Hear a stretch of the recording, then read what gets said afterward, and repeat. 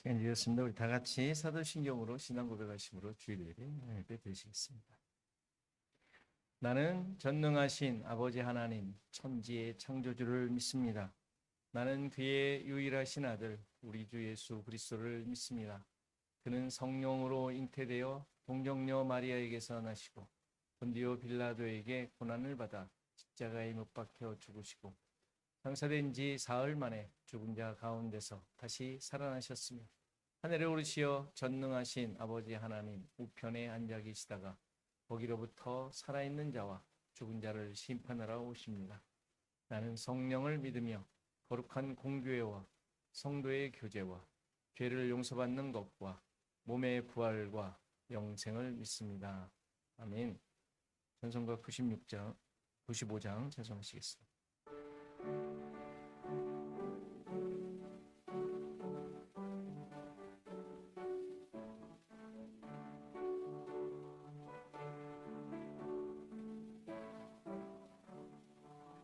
나의 기쁨 나의 소망 되시며 나의 생명이 되신 주 밤낮 불러서 찬송을 드려도 늘 아신 마음뿐일세. 나의 사모하는 선한 목자는 어느 꽃다운 농산에 양의 무리와 늘 함께 가셔서 기쁨을 함께 하실까. 길도 없이 거친 넓은 들에서 갈 길 못 찾아 애쓰며 이리저리로 헤매는 내 모양 저 원수 조롱하도다. 주의 자비롭고 화평한 얼굴 모든 천사도 반기며 주의 놀라운 진리의 말씀에 천지가 화답하도다. 나의 진정 사모하는 예수님 음성조차도 반갑고 나의 생명과 나의 참 소망 오직 주 예수 뿐일세.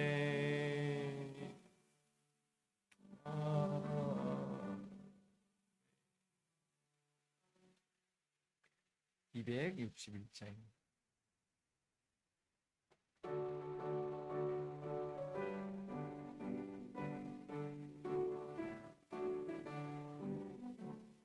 이 세상의 모든 죄를 맑히시는 주의 보혈 성자 예수 그 귀한 피 찬송하고 찬송하세.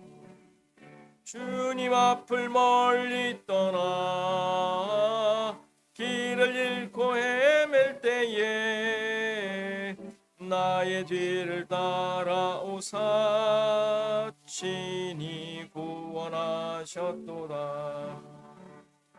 흰 눈보다도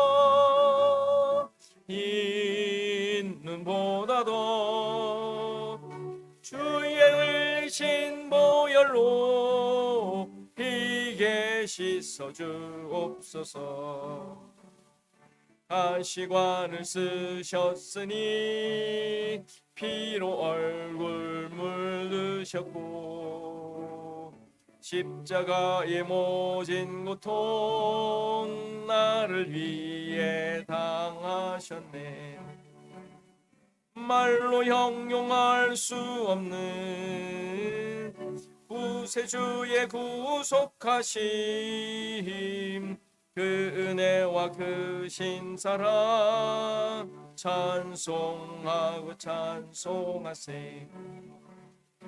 있는 보다 더, 있는 보다 더 주의 흘리신 보혈로 희게 씻어 주옵소서. 아버지를 멀리 떠나 바른 길을 저버리고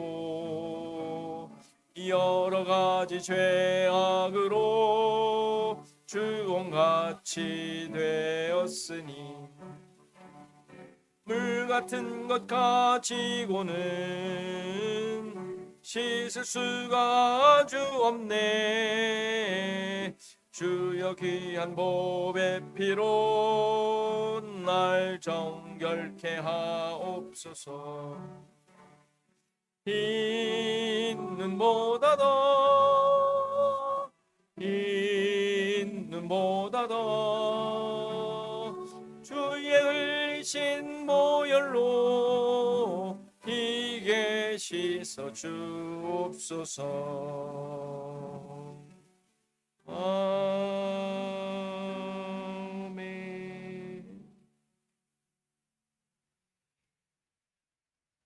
같이 교독문 교독합니다. 33번 시편 72편입니다. 같이 교독하겠습니다.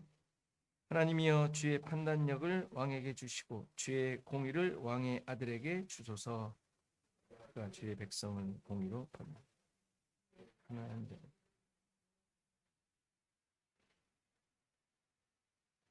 의로 말미암아 산들이 백성에게 평강을 주며 작은 산들도 그리하리로다. 악한 백성의 억울함을 풀어주며 미판 자의 자성을 구하는 악한 자를 꺾으리니 그들이 해가 있을 동안에도 두려워하며 달이 있을 동안에도 대대로 그리하리로다. 뱀 위에 내리는 비같이 땅을 덮치는 소낙비같이 그의 날에 의인이 흥왕하여 평강의 풍성함이 달이 다할 때까지 이르리로다. 그가 바다에서부터 바다에까지와 강에서부터 땅끝까지 다스리리라. 모든 왕이 그의 앞에 부복하며 모든 민족이 다 그를 섬기리로다. 아멘. 남준 목사님 기도하시겠습니다.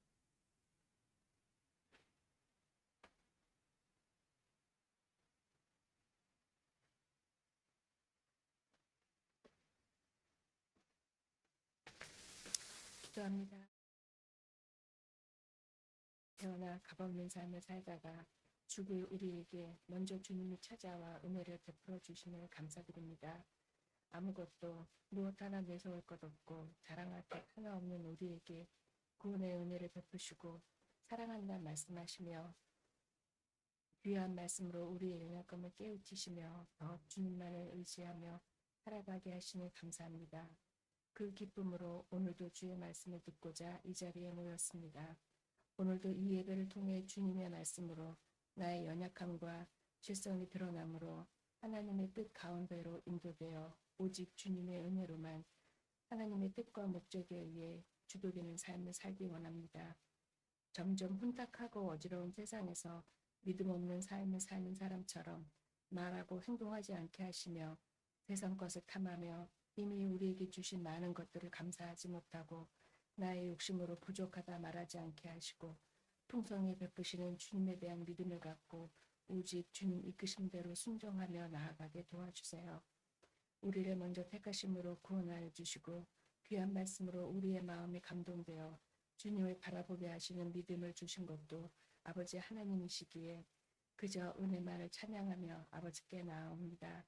주님의 이끄심으로 모인 우리 주 언약교회 성도들이 예배의 자리를 떠나 각자의 삶의 현장에서 겪게 될 많은 일들 가운데서도 늘 주님 주신 말씀을 기억하게 하시고 우리와 언제나 함께 하시는 주님으로 말미암아 모든 일을 잘 견뎌내게 하시고 나보다 남을 낫게 여기는 마음으로 다른 일을 비판하고 판단하는 일을 멈추며 오직 하나님의 일하심과 은혜를 서로 나누고 사랑을 나누며 함께 기쁨으로 주님을 찬양하며 섬기는 아름다운 주님 기뻐하시는 공동체가 될 수 있게 이끌어 주세요.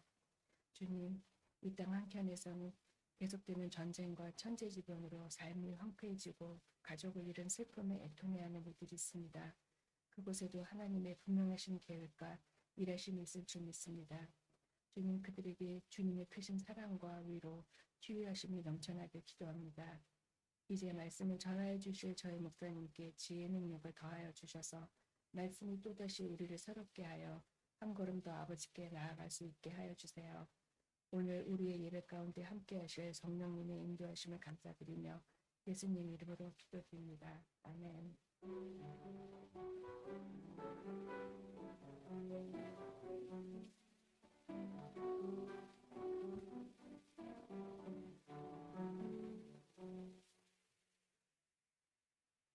이 시간 다 일어나셔서 하나님의 말씀 받으시겠습니다. 하나님의 말씀은 누가복음 18장 1절에서 8절 말씀입니다. 누가복음 18장 1절에서 8절 말씀 제가 봉독해 드리겠습니다. 예수께서 그들에게 항상 기도하고 낙심하지 말아야 할 것을 비유로 말씀하여 이르시되 어떤 도시에 하나님을 두려워하지 않고 사람을 무시하는 한 재판장이 있는데 그 도시에 한 과부가 있어 자주 그에게 가서 내 원수에 대한 나의 원한을 풀어 주소서 하되 그가 얼마 동안 듣지 아니하다가 후에 속으로 생각하되 내가 하나님을 두려워하지 않고 사람을 무시하나 이 과부가 나를 번거롭게 하니 내가 그 원한을 풀어 주리라. 그렇지 않으면 늘 와서 나를 괴롭게 하리라 하였느니라. 주께서 또 이르시되 불의한 재판장이 말한 것을 들으라. 하물며 하나님께서 그 밤낮 부르짖는 택하신 자들의 원한을 풀어주지 아니하시겠느냐? 그들에게 오래 참으시겠느냐? 내가 너희에게 이르노니 속히 그 원한을 풀어주시리라. 그러나 인자가 올 때 세상에서 믿음을 보겠느냐 하시니라. 아멘. 마음 있는 자 우리 같이 찬양하시겠습니다.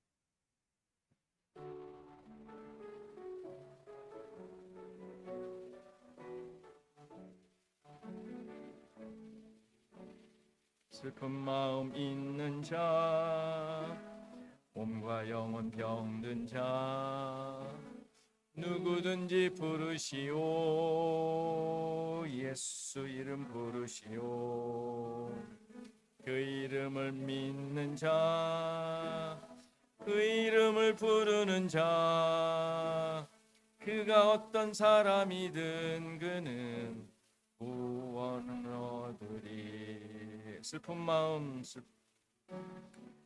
마음 있는 자 몸과 영혼 병든 자 누구든지 부르시오 예수 이름 부르시오 그 이름을 믿는 자 그 이름을 부르는 자 그가 어떤 사람이든 그는 구원을 얻으리 예수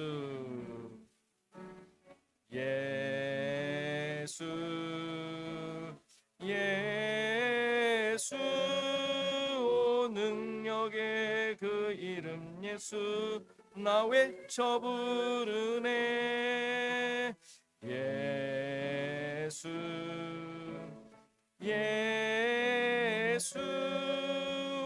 구원의 그 이름 예수 나 외쳐 부르네 예수 그리스도 내 없으나 나 가진 것 너에게 주니 능력의 이름 예수라. 그 이름 붙드시오. 그 이름을 믿는 자, 그 이름을 외치는 자, 그가 어떤 사람이든 그는 주의 영광 보리라. 예수, 예수, 예수.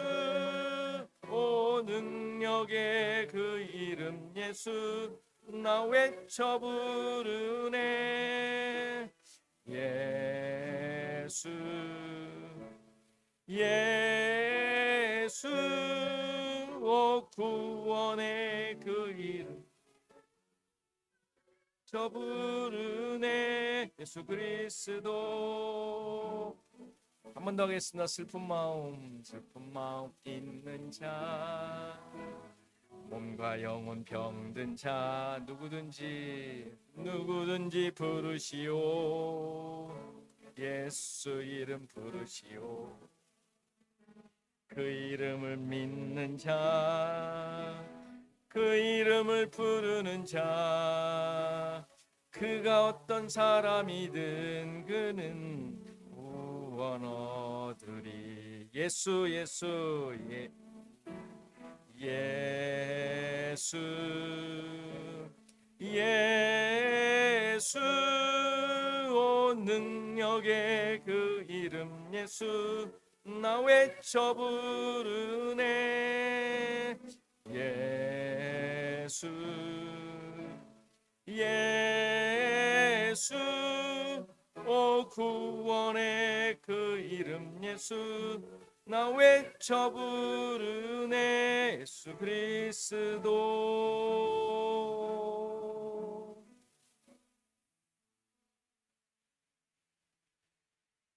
하도 도돌이표가 많아서 어디서 끝내야 될지. 우리 앞뒤 사람 옆 사람과 인사하시겠습니다. 감사합니다. 평안하십니까? 네. 네. 감사합니다. 활짝 내 마음을 엽니다 라는 표현으로. 원래 이게 막 기지개도 피고 막 왔다 갔다 하고 이렇게 해야 되지 않습니까? 언제 악수해 보시겠어요 서로? 다음에 그렇게 하도록 하겠습니다. 네, 벌써 6월이 다가오고 있습니다. 진짜 반년이 훌라당 지나갔습니다. 그죠? 7월입니다. 이제 진짜 오고 여름이 다가오고 있어요. 근데 크게 아프신 분들 없으신 것 같아서 참 다행입니다. 그래요? 크게 아팠어요? 참. 네. 그래도 이렇게 다니실 수 있고 많은 사람과 함께 즐거움을 나눌 수 있는 경우 감사드리겠습니다. 자, 성경 읽기 사무엘상 잘 가고 있습니다. 여러분들 열심히 읽어주시고 하나님의 일하심과 똑같이 여러분들과 함께 하고 있다는 것 확인하고 또 하는 시간 되면 좋겠습니다. 우리 기도하고 말씀하시겠습니다.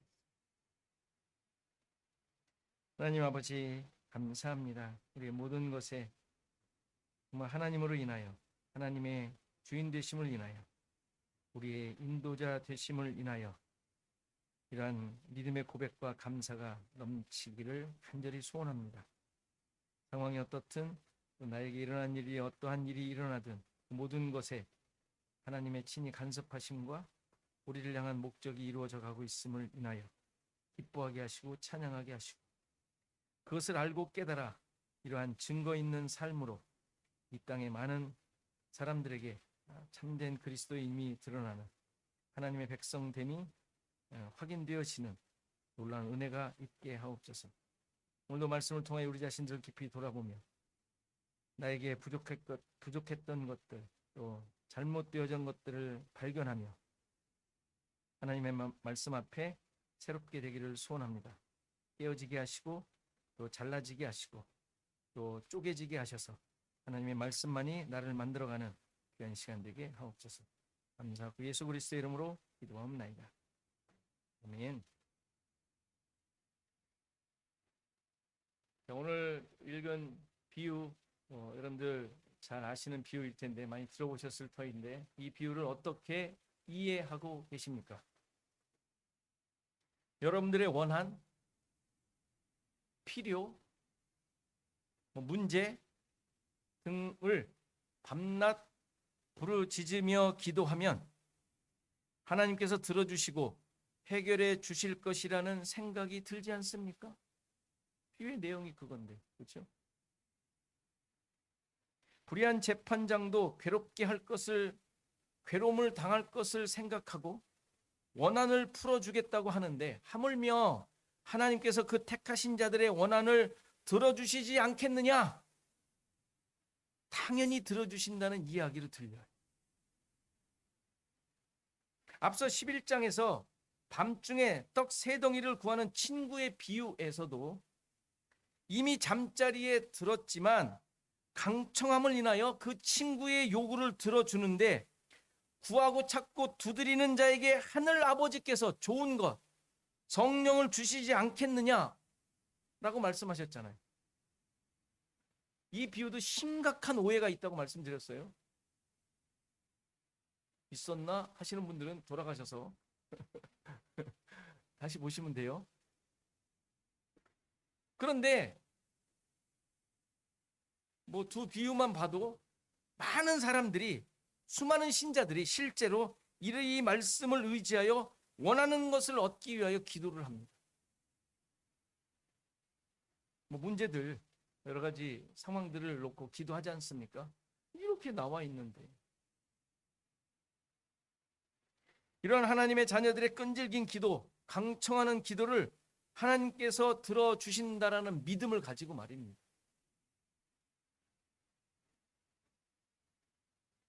정말 하나님께서 그러한 기도를 들어주실까요? 들어주시겠죠. 그렇죠? 들어주세요. 들으시겠죠. 근데 이루어 주실까요? 그건 또 다른 문제죠. 여러분들도 이런 믿음을 가지고 기도하신 적 많으실 것입니다. 그렇죠? 많지 않습니까? 이런 믿음이 있으니까 기도하는 거예요? 기도해야만 하니까 기도하는 거예요?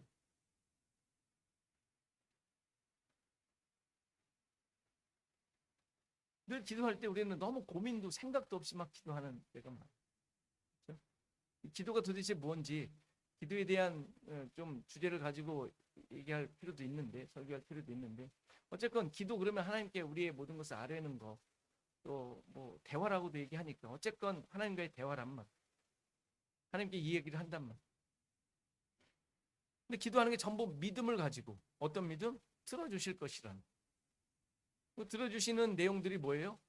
들으셔야 할 것으로 말하는 내용들이 전부 거의 99%가 내 필요니까. 그러나 이렇게 강청, 아주 그냥 끈질긴, 그리고 매일 하는 이 기도가 양이나 세기로 하나님의 응답이 결정될 수는 없지 않습니다. 세게 하면 듣고 약하면 안 듣고, 하다 말면 안 듣고 끝까지 그냥 그릇이 차야 된다고 하니까 그 그릇에 차는, 그 그릇이 도대체 언제 채워지는지 모르겠지만 그 그릇 모르겠어요. 내 그릇이 얼마나 큰지 얼마나 작은지 아무튼 채워야 된다고 하니까 그 양을 채우려고 기도하는 경우도 있지 않습니까? 근데 양과 세기로 하나님의 응답이 결정돼요? 말이 안 되잖아요. 오늘 읽은 이 비유가 물론 기도에 대한 비유인 것은 맞습니다.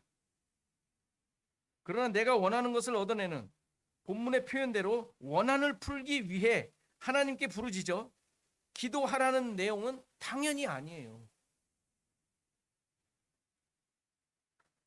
우리가 이 내용을 좀 파악하기 위해 전후 문맥을 파악할 필요가 있죠. 원래 성경에는 장절이 없죠. 아시죠? 문맥은 장이니까 뭐 따로 시작된다라는 것으로 생각하시면 안 돼요. 우리가 편리를 위해서 장절을 나눈 거니까. 그러니까 앞에 어떤 문맥 속에서 이것이 나왔고 그 다음에 어떻게 이어지고 있는가를 당연히 살펴야겠죠. 앞부분 17장은 이 땅에 임한 하나님 나라에서 일어나는 일들에 대한 이야기예요. 하나님 나라에서 일어나는, 하나님 백성들에게 일어나는 일들이죠. 이 땅에서 일어나는. 그래서 용서가 있고 믿음도 있고 순종, 종말의 때 하나님의 심판 등이 서술되고 있어요. 앞에.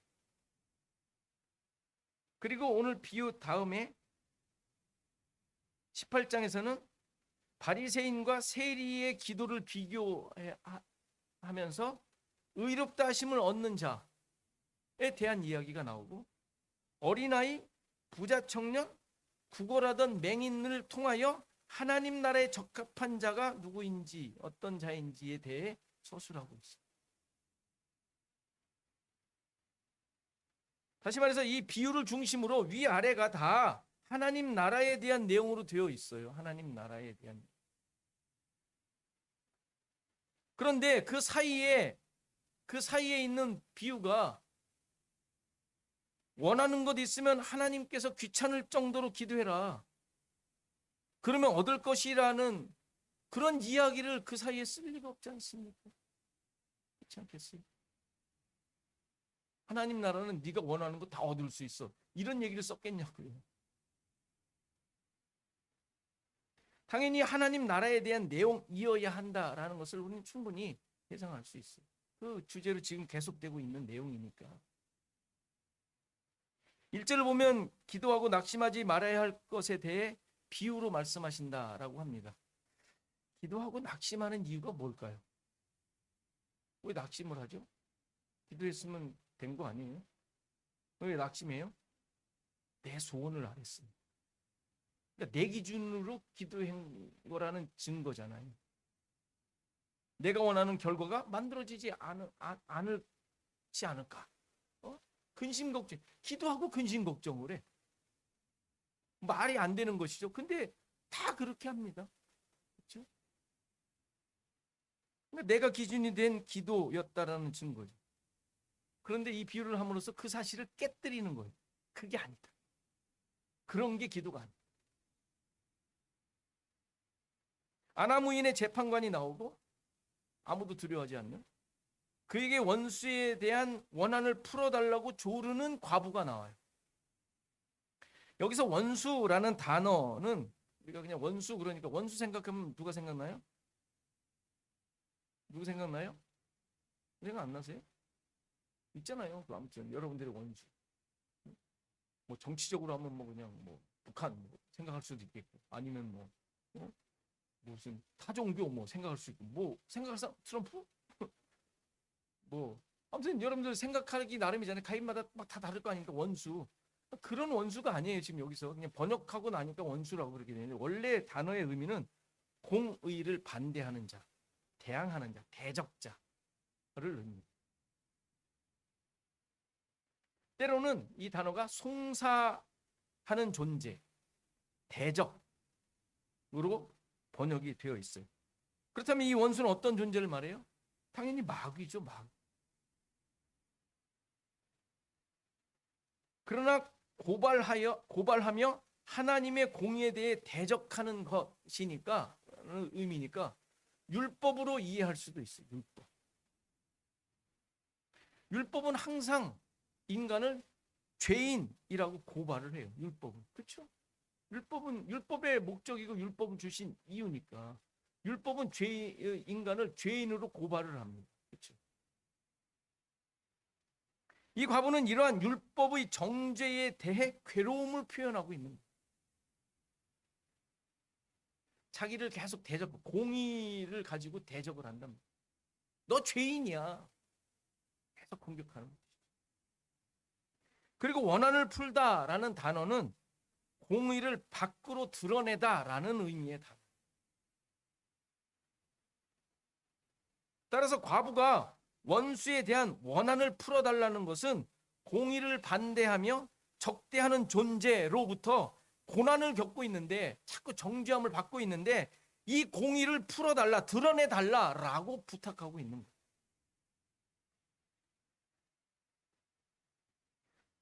그러니까 과부가 재판장에게 요구하는 것은 개인적인 요청이 아닌 거예요. 요청으로 이해하면 안 되는 거예요. 여러분들이 필요를 하나님께 아뢰는 용도로 사용할 수 있는 비유가 아니라는 이야기예요. 그렇게 하는 게 아니니까. 율법의 정죄로부터 자신을 구원해 달라고 요청하는 것으로 이해해야 된다는 거예요. 이 모습은 로마서 7장에 바울이 외치고 있는 내용이에요. 율법으로 말미암아 온갖 탐심이 드러나게 되었다고 얘기하지 않습니까? 율법이. 그러니까 자기에게 있는 더러운 것들이 다 드러나게 된 거예요. 율법으로 말미암아. 그런데 거기서 벗어나려고 애를 쓰지만 도저히 헤어나올 수가 없는 거예요. 로마서 7장 읽어보세요. 뭐 잘 아시잖아요. 많이 들으셨고. 가서 읽어보세요. 율법으로 말미암아 얼마나 그것을 깨닫게 된 자가 괴로움을 겪고 있는지 7장에서 얘기하고 있잖아요. 그래서 결국 어떻게 얘기해요? 마지막 절에 이 사망의 몸에서 누가 나를 건져내랴, 아주 하소연을 하지 않습니까? 8장에 이제 복음을 깨닫고 해방되었음을 토로하는 게 8장이고, 지금 과부의 외침이 이것인 것이죠. 그렇다면 과부가 원한을 풀어달라는 의미는 원수를 죽여달라, 문제를 해결해 달라라는 의미가 아니라 율법의 억압에서 벗어나게 해달라. 율법으로 말미암아 만들어진 그 옛 자아, 옛날의 자기, 죄인으로 있었던 자기로부터 새로운 나, 새로운 자아로 만들어 달라는 의미인 거예요. 이 과부의 외침은. 그래서 이 의미를 분명하게 하기 위해서 과부가 나온 거예요. 왜 과부겠어요? 그냥 다른 사람이어도 되죠. 가난한 힘없는 누구여도 되잖아요. 근데 일부러 과부를, 혼자 사시는 과부가 아니라 과부를 등장시키는 거예요. 과부는 누구죠? 물리적으로 남편이 없는 자예요. 남편이 없는 자. 좀 더 나아가서 새로운 남편이 필요한 자. 성경에서 여자는 누구이고 남편은 누구죠? 그렇죠? 그럼 옛 남편은 누구예요? 과부였으니까 옛 남편은 누구예요? 그 죽은 남편은 누구냐고요? 율법. 그럼 새로운 남편은 예수 그리스도. 지금 이 과부는 예수 그리스도를 원하고 있는 거예요. 하나님의 공의를 드러내는 게, 하나님의 공의가 뭐예요? 예수 그리스도로 말미암아 이루어진, 주어지는 은혜잖아요. 십자가, 좀 더 한 단어로 말하면. 그러니까 공의를 드러내달라고 얘기하는 것은, 원한을 풀어달라는 게 공의를 드러내달라는 의미라 그랬어요. 그 공의를 드러내달라는 의미는 예수 그리스도와 연합한 존재로 자기를 만들어달라고 요청하고, 나 스스로 나를 만들어가며 살던 존재, 율법적 존재, 그것이 계속 발각되고 있잖아요. 깨닫게 된 거잖아요. 과부니까. 거기서부터 벗어났는데 계속 나는 발각이 되고 있는 거예요. 계속. 거기서 벗어나 이제 새로운 생명을 가진 새로운 남편과 살아가도록 해달라고 요청하고 있는 거란 말이에요. 그게 원한을 풀어달라는, 하나님의 공의를 나타내달라고. 그러니까 과부는 지금 하나님의 구원 역사를 이루어 달라고 부탁하고 있는 거예요. 이런 요청은 성경에서도 자주 소개가 되죠. 창세기 4장에 가인이 아벨을 죽이죠. 근데 죽임을 당한 아벨의 피가 땅에서부터 내게 호소한다라는 표현이 있었어요. 창세기 강의할 때 다 했던 거죠. 이 말은 아벨의 억울함을 지금 막 얘기하는 게 아니에요. 그렇죠? 그게 뭐라 그랬어요? 아벨의 핏소리가 땅에서부터 내게 호소한다는 의미가 뭐라 그랬어요? 다 잊어버리셨죠? 나눠드린 거 다시 읽으세요. 그의 피를 통해 가인으로 하여금 죄를 드러내고 회개를 하도록 호소한다는 내용이에요. 그러니까 구원을 선포하는 거예요. 지금 피가 땅에서 호소한다는 구원을 선포하고 있는 거예요.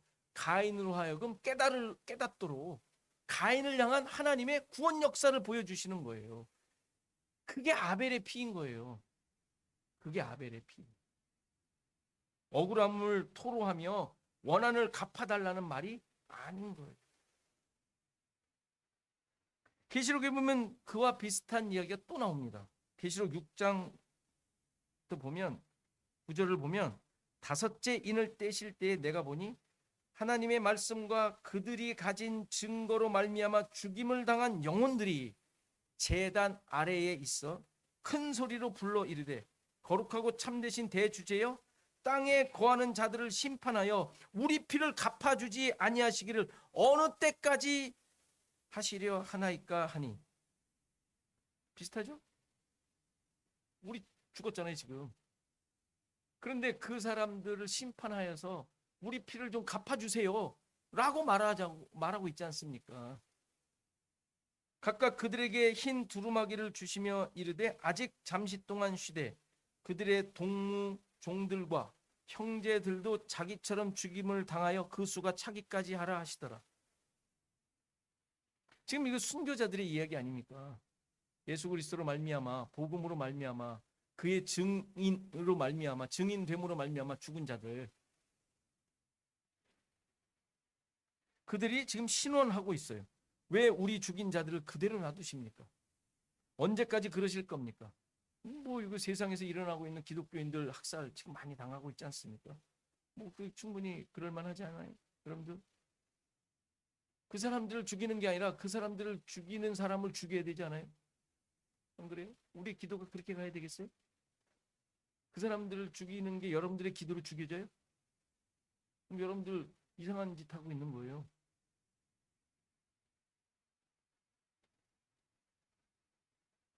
근데 그렇게 신원을 하는데 죽임을 당하여 그 수가 차기까지 그대로 놔두신대요. 그대로 놔두신대. 억울하지만 그대로 놔둘 것이라는 뜻이 아니라 그들을 통하여 너희들처럼 하나님의 구원을 드러내고 심판의 근거를 만들어 가신다라는 의미예요. 무슨 뜻인지 아시겠죠? 죽어야 돼요. 우리 하나님의 백성들은 이 세상에서. 이 세상의 기준들에 의해요. 죽어야 돼요. 저렇게. 죽음으로 무슨 일이 일어나요? 그들에게 증거가 되는 거예요. 복음이 선포되어지고 심판의 근거가 만들어지는 거라고요. 근데 우리는 그렇게 안 하죠. 내가 쟤한테 왜 죽어? 그렇죠? 나를 누리려고 하는 세상의 세력이 있다. 하나님의 이름으로 명하노니 막 칼질을 하려고 그래요. 우리가. 그렇죠? 성경적이지 않죠. 하나님의 뜻이 아니죠. 뭐 그러니 죽어라가 아니라 지혜롭게 하셔야 돼요. 하나님의 뜻을 찾으셔야 돼요. 물리적으로 대하는 건 우리의 뜻이 아니잖아요. 예수님께서 안 하셨잖아요. 근데 왜 우리가 하려고 그래요? 그러니까 과부의 원한을 풀어주시는 것이 이렇게 이뤄가게 될 것을 얘기하고 있는 거예요. 지금 이 비유를 통해. 이 비유의 내용 다 이해되셨죠? 여러분들이 막 그냥 필요한 거 막 외치는 그런 근거로 사용하는 게 아니라 하나님의 구원을 이루게 하시는. 여러분들 이런 기도를 하셔야 돼요. 이런 기도. 위험할 때, 위협을 당할 때 이런 기도를 하셔야지. 저 사람 죽여주세요. 이건 기도가 아니에요. 우리의 기도. 우리 자신들을 돌아보셔야 돼요. 신자들은 이미 이런 과부의 원한이 풀어진 자들이잖아요. 그렇죠? 이미 우리는 풀어진 자들이. 예수 그리스도와 연합하여 하나 된 자들. 문제는 아직도 이 원한이 풀어지지 않은 채 살아가고 있다는 사실. 율법적 존재로 살고 있는 것이. 나를 만들고 있는 것이 무엇입니까? 여러분들의 세상의 가치입니까? 아니면 하늘의 가치입니까? 하나님의 뜻입니까? 세상의 기준입니까? 어제 성경 읽기 본문이 사무엘상 23장이었어요. 다윗이 사울에 의해 피난 생활을 하고 있는 중이죠. 그런데 가는 곳마다 그가 숨어 있는 위치를 폭로하는 간신배가 있어요. 사울에게 다 이 얘기합니다. 어디 있다. 어디 있는데 당신은 뭐 하는 것이냐. 막 하면서 다 그 일러 바쳐요. 참. 그일라라는 성읍을 블레셋이 침략해서 그 성읍을 블레셋으로부터 구출해 줬습니다. 그런데 그 성읍 사람들이 배신을 하죠. 다윗이 여기 있다 하고 사울에게 일러 바쳤습니다. 더 기가 막힌 건 뭐냐면 그 그일라 성읍을 들어가서 블레셋을 물리치고 그 그일라 성을 구원하는 것에 대해 하나님의 뜻이었어요. 그게 하나님께서 그렇게 하라고 그러셨어. 구해줬더니 걔네들이 배신을 하네. 이게 무슨 하나님의 뜻이에요. 하나님이 하라 그래서 했더니 걔네들이 배신을 한다고요.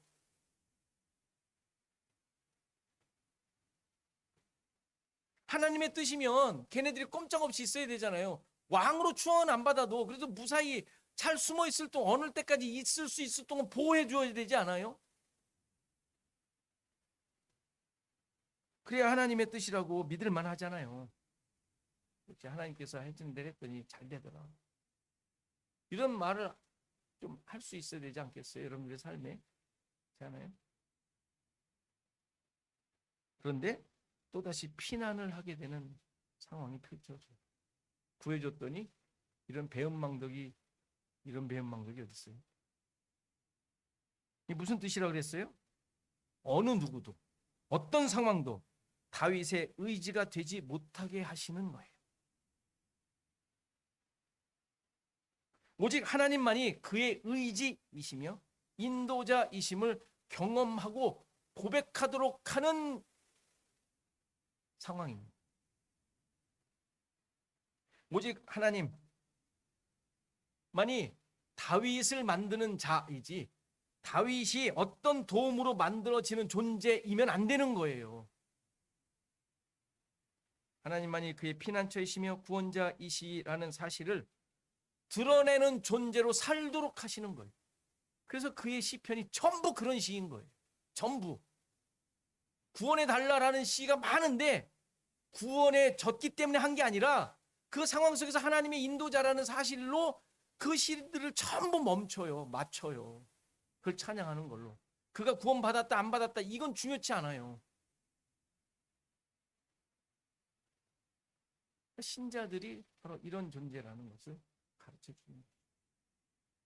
아무리 세상에서 멋진 모습을 얻었다 하더라도 그것이 신자의 정체성일 수는 없어요. 왕이었지만 그것이 다 없어져야만 했던 것이죠. 그게 다윗의 존재감을 말해주는 게 아닙니다. 왕이라는 사실. 그가 가지고 있는 능력, 무슨 사람을 부릴 수 있는 어떤 지도력, 자질, 그가 경험했던 모든 그 역사적인 경험들, 능력들이 다 무효화되고 아무것도 가진 것이 없는 자가 되어야만 했던 것이죠. 그걸 지금 하나님께서 인도하고 계시는 거예요. 야, 그렇게 인도하는 하나님 내가 믿겠어? 그건 세상 사람들이죠. 여러분들이 믿는 하나님은 그런 하나님이시라는 거예요. 그에게는 하나님의 뜻과 목적만 가진 자로 만들어져야 했던 것이죠. 지금 여러분들이 경험하고 있는 모든 삶의 정황들은 이러한 하나님의 백성으로 만들어져 가고 있는 과정임을 잊지 마시기 바랍니다. 그 과정에서 만들어지는 것으로 여러분들이 하나님의 백성이며 하나님의 인도하심이라는 것이 드러나야지 세상적 가치나 자리가 만들어져서는 안 되는 거예요. 근데 우리는 후자를 너무 원해. 꼭 먹고 알 먹고 금상첨화야.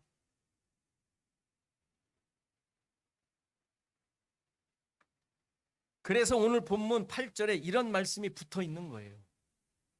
인자가 올 때 세상에서 믿음을 보겠느냐 물으시는 것이죠. 뭐 갑자기 이 얘기가 나와요? 기도 얘기 나오다가 응답해 주신다고 했다가 응답해 주시면 끝난 거 아니에요? 응답해 주시겠다고 다 나왔는데 택하신 자의 원한을 안 풀어주겠냐? 무조건 해준다. 그냥 당장 해준다. 그래놓고 갑자기 분위기가 확 바뀌어요. 인자가 올 때 믿음을 보겠느냐? 무슨 말이에요? 믿음을 볼 수가 없다는 얘기잖아요. 지금 이 말은 보겠느냐? 왜 그 얘기가 갑자기 나오죠? 그게 얘기가 아닌 거죠. 우리의 원한을 풀어주는, 들어주고 응답해주는 이런 얘기가 아니었던 거예요. 지금 이게 나를 만들어가고 있는,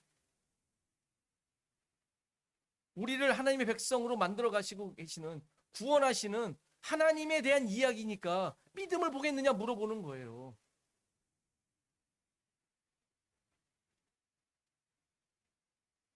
뭐 믿음을 볼 수 없다는데 그럼 뭐 믿음을 뭐 굳이 뭐 어떻게 나타낼 수도 없는 거네. 틀렸네. 그냥 뭐 알아서 끌고 가시겠지.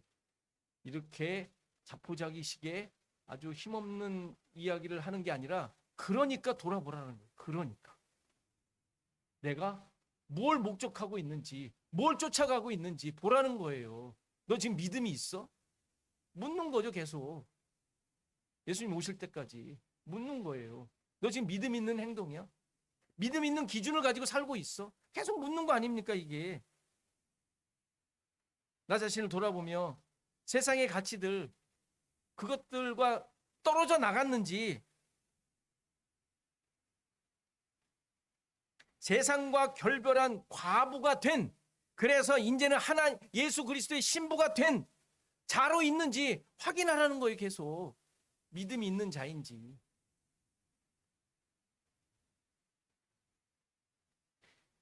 그래야 다음 단락에 나오는 세리의 기도를 할 수 있는 거예요. 그 다음 단락에 바리새인과 세리의 기도 이야기가 나오잖아요. 그 얘기가 갑자기 또 왜 나오겠어요?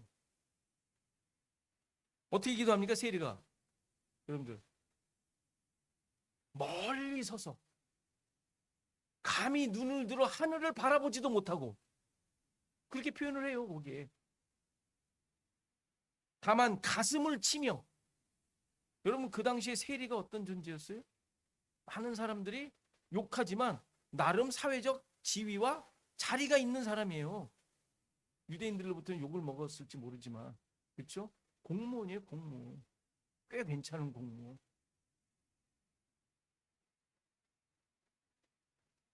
가슴을 치며 하나님이여 불쌍히 여기소서 나는 죄인이로소이다. 이렇게 기도했다라는 거죠. 여러분들 사회적 지위가 괜찮은 사람이 이런 얘기할 수 있겠어요? 여러분들 잘 알고 계시는 세상에 그 수많은 그 CEO들 있지 않습니까? 하나님 앞에 나가지고 가슴을 치며 이렇게 기도할 사람이 누가 있겠어요? 여러분들 뽑아보세요. 지금 보여지는 그 모습까지 절대 못할 것 같습니다. 하나님께서 하시면 하시겠지만 우리가 보는 겉으로 볼 때 그 사람들의 모습을 보면 절대 못할 것 같아요. 뭐 하나 이렇게 뭐 하나 달고 있으면 절대 못할 것 같지 않습니다. 그런데 세리가 이렇게 기도합니다. 왜 그렇게 할 수 있어요? 과부가 됐냐니까. 예수 그리스도의 신부가 된자니까. 그게 확인되지 않으면 아무것도 할 수 없어요. 이게 진짜 하나님 나라의 진짜 기도인 거예요. 진짜 기도죠 이게. 뭘 해달라고 그래요? 뭘. 여기 근데 결론이 뭐였어요? 이 사람이 의롭다함을 받았다고 하지 않습니까? 하나님의 공의가 드러난 것이죠. 의롭다함을, 구원을 얻은 것이죠. 하나님 나라 백성으로 확인되는 거예요.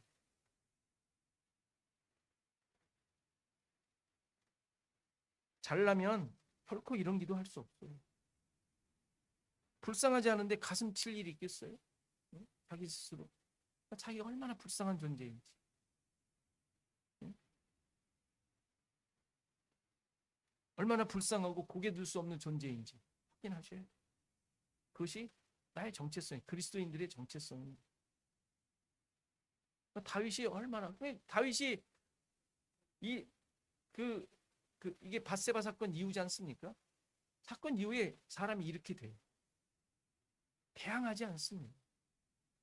할 수가 없죠. 어떤 기운과 어떤 기준을 가지고 대항을 하겠어요. 억울한 것 같아도 억울하다고 생각지 않는 거. 사실 보면 참 바보같이 살지 않습니까? 이래야 가슴을 칠 수 있고 하나님 앞에 불쌍히 여겨달라는 기도를 할 수 있는 거예요.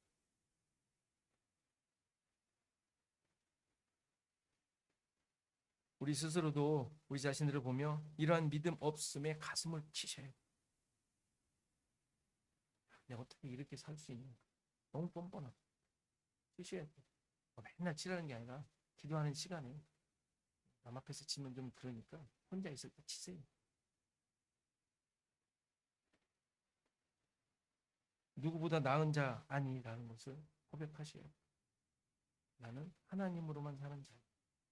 어떤 것도 나를 나됨으로 만들지 않는 그것이 나의 가치가 아니다. 인정하시고 늘 자신을 돌아보셔야 합니다. 주님만이 나의 주인, 주님이심을 고백하며 사는 여러분의 삶이기를 간절히 바랍니다. 다 같이 일어나셔서 365장 찬송하시겠습니다.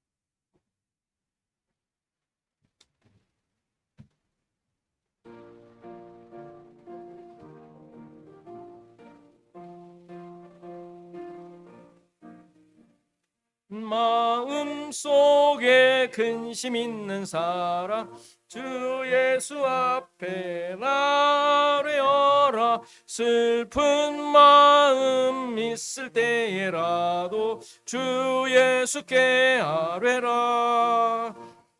주 예수 앞에 아뢰어라. 주 우리의 친구니 무엇이나 근심하지 말고 주 예수께 아뢰라.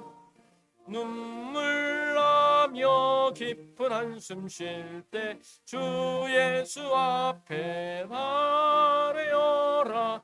은밀한 죄 내게 있더라도 주 예수께 아뢰라. 주 예수 앞에 아뢰어라. 주 우리의 친구니 무엇이나 근심하지 말고 주 예수께 아뢰라. 괴로움과 두려움 있을 때 주 예수 앞에 아뢰어라. 내일 일을 염려하지 말고 주 예수께 아뢰라. 주 예수 앞에 아뢰어라. 주 우리의 친구니 무엇이나 근심하지 말고 주 예수께 아뢰라. 죽음 앞에 겁을 내는 자여 주 예수 앞에 아뢰어라. 하늘나라 바라보는 자여 주 예수께 아뢰라. 주 예수 앞에 아뢰어라. 주 우리의 친구니 무엇이나 근심하지 말 주 예수께 아뢰라.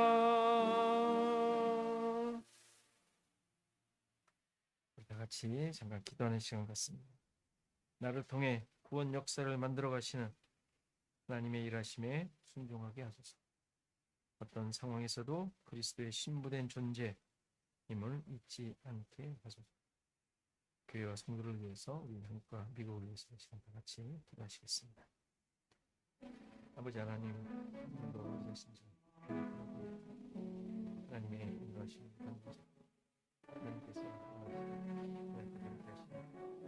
하나님께서 만들어 가시는 분들에게 깨닫고 고백하시는 하나님, 우리 이런 자 이렇게 하나님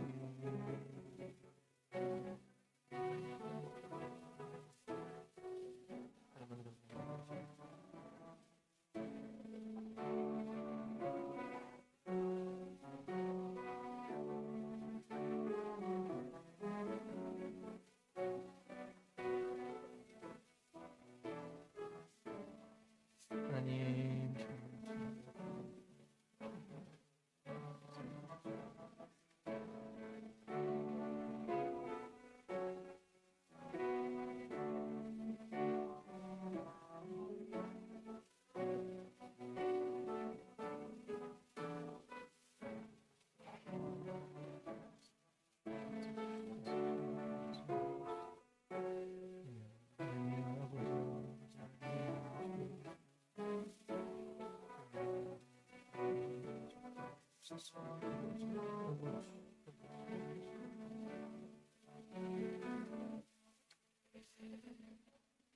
아버지 하나님, 우리를 향하신 하나님의 분명하신 뜻 잊지 않게 하옵소서. 이 세상에 우리를 하나님의 백성으로 살게 하신 하나님의 뜻 늘 기억하며 생각하게 하옵소서. 그냥 나의 필요에 의해서 세상이 가지고 있는 그러한 풍조와 그런 시대 정신을 따라 살아가는 것이 아니라 그런 모든 상황 속에서 하나님의 백성으로 살도록 하나님의 구원을 드러내는 존재로 나의 목적과 나의 뜻이 하늘나라에 하나님의 뜻에 있다라는 것을 드러내도록 우리를 살게 하신 줄 믿사오니 하나님, 우리를 늘 붙잡아 주시고 깨우쳐 주시고 알게 하시고 이곳저곳 가고 있을 때에 하나님의 말씀으로 우리를 새롭게 하여 주셔서 가야 할 길로 가게 하시고 봐야 할 것을 보게 하시고 하나님께서 원하시는 것을 깨닫고 순종할 수 있는 우리의 삶이 되도록 인도하여 주시옵소서. 우리에게 가정을 주시고 일터를 주시고 많은 관계를 주셔서 이러한 하나님의 백성다운 삶을 살도록 하셨사오니 그 모든 상황 속에서 우리를 주님의 인도하심에 의지하며 하나님만이 나의 주인이시고 나의 구원자이시고 피난처임을 고백하며 또 경험하며 드러내며 살아가는 시애틀 주언약교회 되게 하옵소서. 이제는 예수 그리스도의 은혜와 하나님의 크신 사랑과 성령의 감화 감동 교통하시며 함께하시니 오늘 예배한 모든 성도들 머리머리 위에 저들의 생업과 가정과 자손 대대 위에 시애틀 주언약교회 위에 이제로부터 영원토록 함께 계실지어다. 아멘.